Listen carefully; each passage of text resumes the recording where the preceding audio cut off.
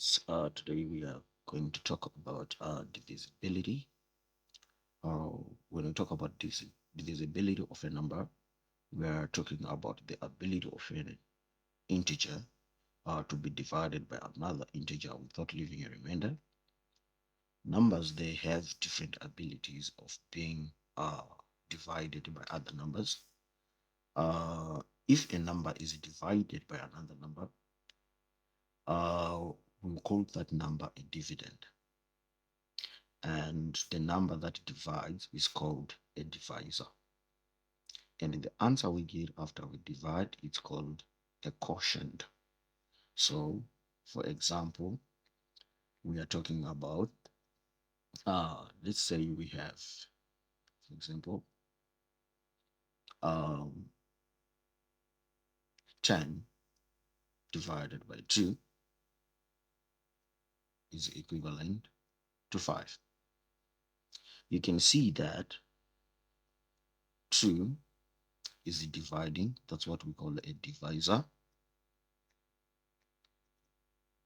and 10 was being divided or being shared. That's what we call a dividend. And 5, that's what we call a quotient, right? So if a number divides another number without leaving a remainder, we call that number a factor. For example, we see that 2 divides 10 5 times without a remainder. So we can say 10 is divisible by 2, and 2 and 5, they are factors of 10, because if we say 10 divided by 5, we'll get 2. So 2 and 5, they are factors of 10. So a factor of a number is an integer that divides it exactly without leaving one a remainder, as I explained here. Altogether, uh, let's talk more about factors. I've realized that factors of a number, they are those numbers that get into a number without leaving a remainder. Yes. And we also want you to realize something. Let's talk about, for example, uh, factors of 12 and 18. Factors of 12 and 18, we can talk of factors of 12, factors of 12 would list 1, because 1 is a factor of every number. So every number has an ability of being divided by 1 without leaving a remainder. So the divisibility of every number by 1 is certain, because 1 can divide every number without leaving a remainder. So 1 is always a first factor of every number.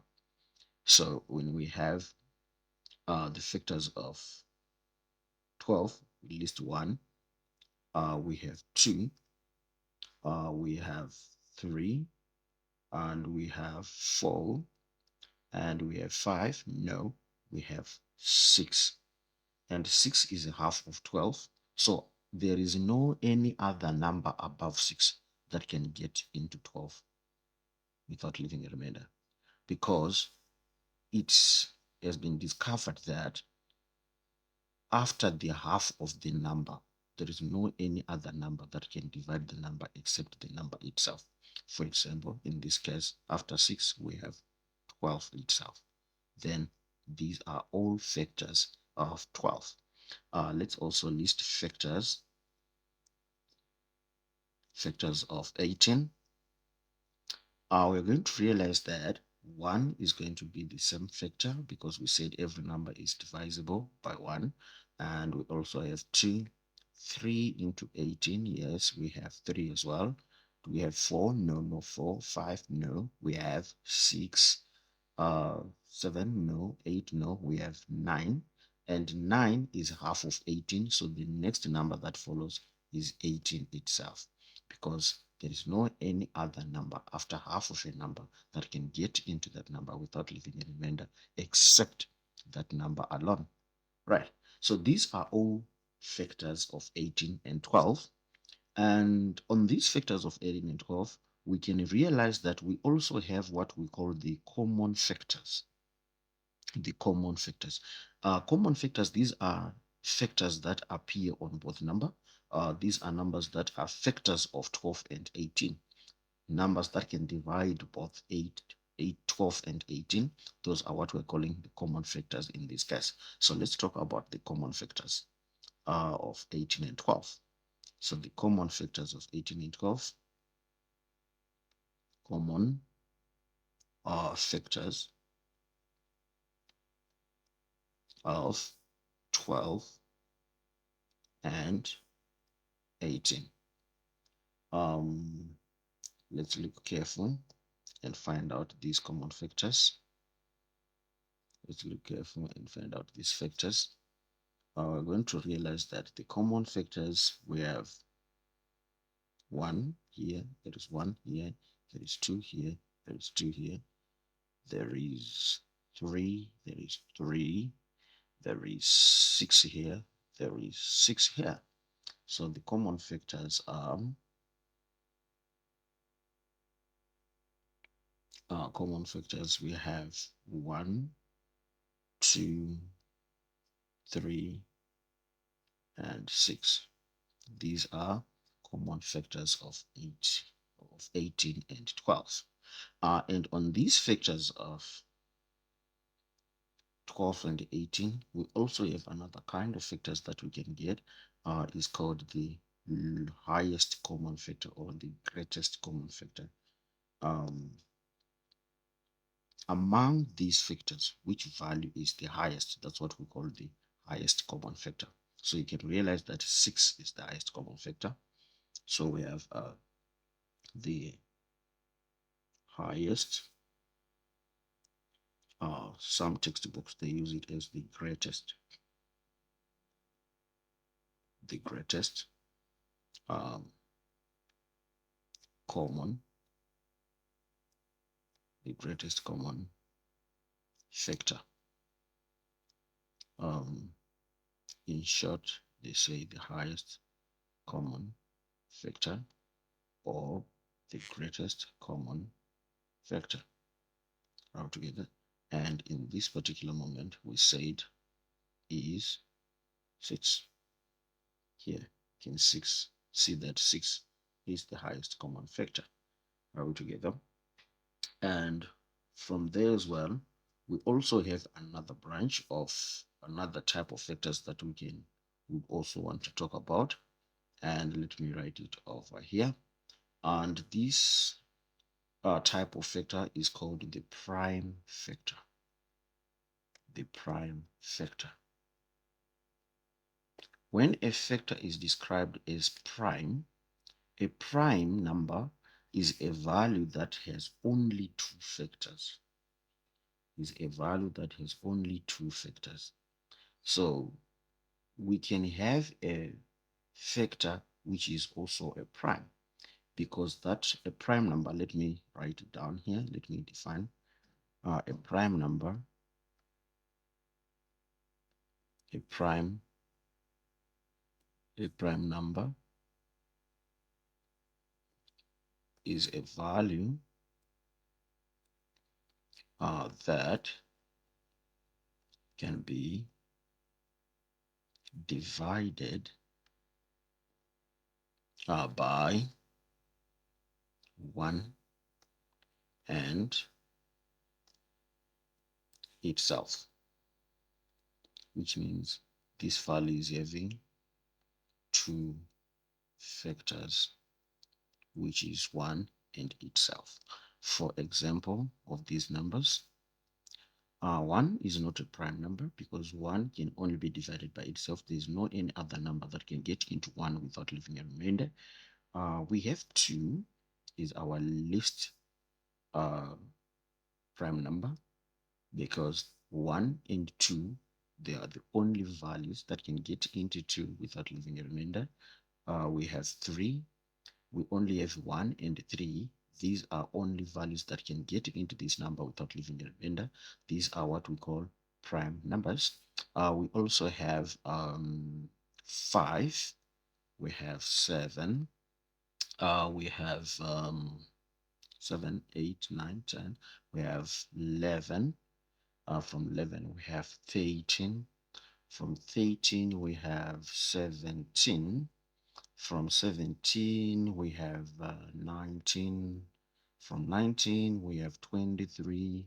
From 23, we have 29. Yes, 29.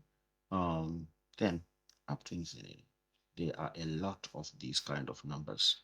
So if we look carefully into these numbers that we have here on the factors that we have of 12 and 18, we also have prime factors. You can see 2 is a prime factor, 3 is a prime factor. So you're going to realize that 2 and 3 are the prime factors of 12 and 18. Do you see that? Prime factors, prime factors of 12 and 18. We realize that 12 and 18, they have prime factors as we mentioned above. The prime factors of 8 and 12, prime factors, these are numbers. So you're going to see the prime factors are going to be 2 and 3. These are prime factors of 12 and 18 if you look careful, right? After factors, we also want to talk about multiples. We also want to talk about multiples. Multiples. What is a multiple of a number? What is a multiple? A multiple of a number, um, a multiple of a number is the result we get after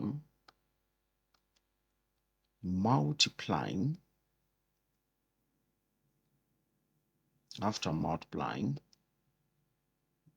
the number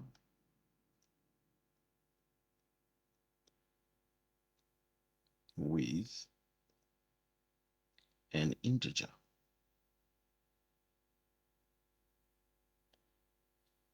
Altogether, that's a multiple of a number. For example, we're going to talk about the multiples of 12 and 18. Let's talk about the multiples of 12 and 18. I choose deliberately 18 and 12 so that we don't lose what we are doing. So I want to give you the same thing or the same numbers because it's quite good if we learn using the same value. But if you want to use the different number as well, we can do that. I'll give you some examples that are not from these numbers, but it's quite good to do with these numbers so that we don't get lost. The multiples of 18 and 12. If let me start with the multiples of 12. The multiples of 12. Let me start with the multiples of 12.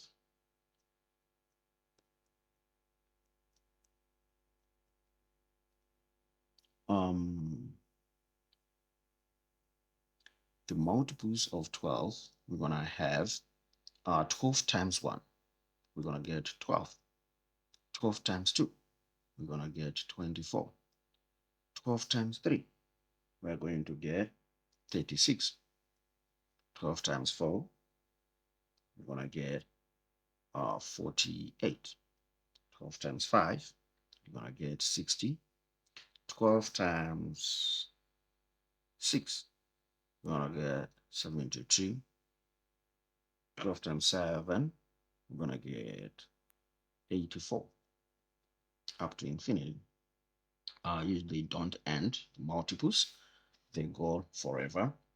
And we also have the multiples of 18. The multiples of 18. The multiples of 18.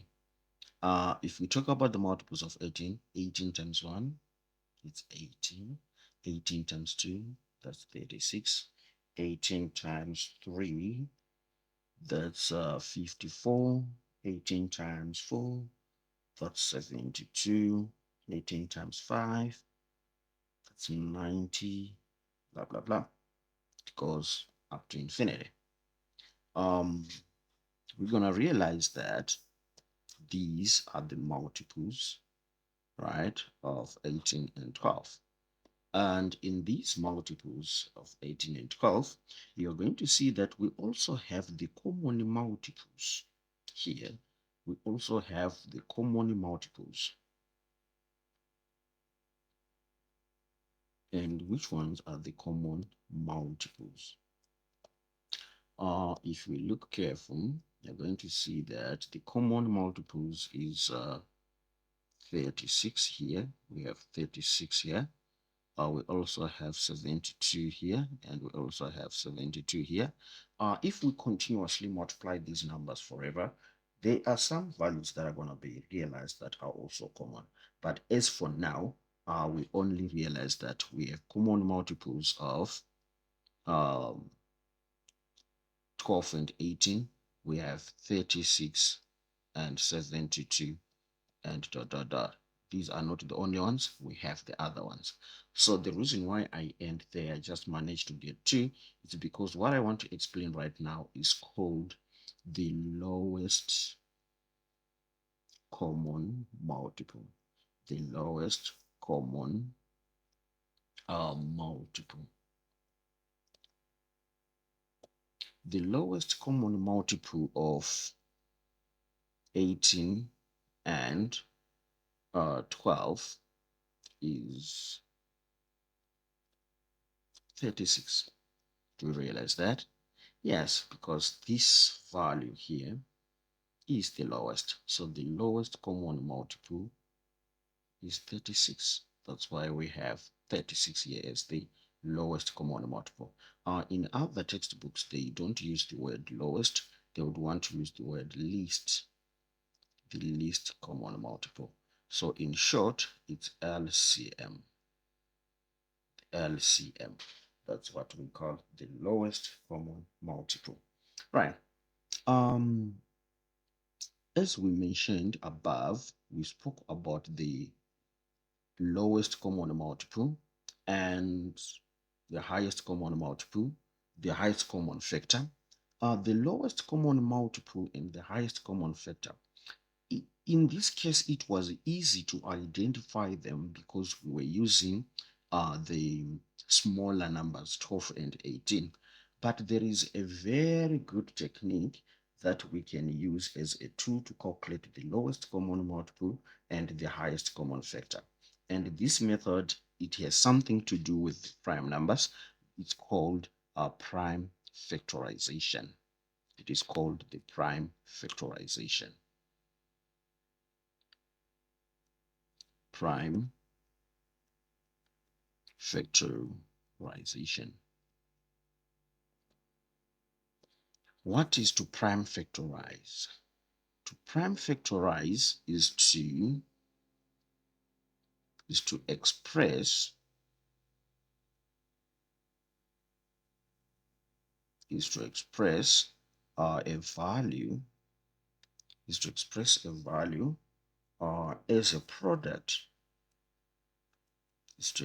a value as a product of its own prime factors.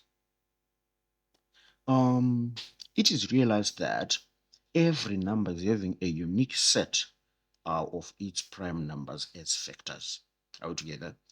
For example, we can use an easier method to decompose the number into to realize the prime factors. We can use what we call the ladder method. Let me say what I call the ladder method. Um, the ladder method, the ladder method is a method that I realize it's easier and clean to use to decompose a value to realize its prime factors. For example, let's say 12.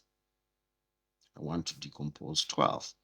I will start to divide 12 by the common factor, by a factor, by the prime factor, I mean. And the prime factor, the least I can start with is 2, because 2 can get into that, and 2 is a member of prime numbers because 2 is having two factors, which is 1 and itself. So 2 into 6 into 12, that's going to be 6. And 2 is still getting into 6 how many times? 3 times. 2 cannot get into 3 exactly. It will leave a remainder of 1. So I shift to the next prime number, and the next prime number is 3. So I'll make 3 here. 3 into 6, I'm going to get 1. Are we together? So it means 12 is a product of its prime numbers or its prime factors. It means 2 times 2 times 3 altogether. We can express this value in what we call the index notation. The index notation. The index notation, if you look careful, we talk about this index notation when we talk about the exponents in the previous lessons. So you're going to realize that how many times does 2's multiply themselves? Twice. So we're going to say 2 multiply themselves twice and 3 multiply itself once. Altogether, this is what we call the index notation. So we can do the same as well. We can also prime factorize 18 using the ladder method. We can prime factorize 18. So let's prime factorize 18 as well using the ladder method. If we say 2 into 18, that's 9. 2 cannot get into 9, so we move to the next prime number, which is 3. 3 into 9, yes, 3 can get into 9 3 times, and 3 can still get into 3, which is once. Once we realize 1, it means we are done. So we are going to see that the prime factorization of 18 is 2 times 3 times 3. The index notation of 18, the index notation of 18 is 2 multiply itself once times 3 multiplies themselves twice altogether. So which means if we look careful at this, we can find the lowest common multiple and the highest common factor. If you look the highest common factor, how do we use this to find the highest common factor? So we'd say for the highest common factor, of 12 and 18, we're going to use the least values altogether. Let's look careful. We have 2 squared times 3 once, and we have 2 multiply itself once and 3 multiply itself twice altogether. So if you look here, you're going to realize that the least index, you use those numbers with the least indexes when we're looking for the highest common factor. So look, the least index of 2 is 2, is this one, because this one is having 2 here. So this is the one with the least index. And on 3, the least is 3 here. You're going to see these 3. So we're going to multiply those two. 2 to the first times 3 to the first. We're going to get 6. So 6 is the HCF of 18 and 12 altogether. And how do we find the lowest common multiple?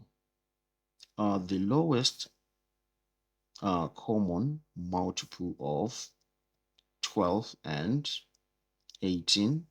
To find the lowest common multiple of 12 and 18, we are going to use the same index notation.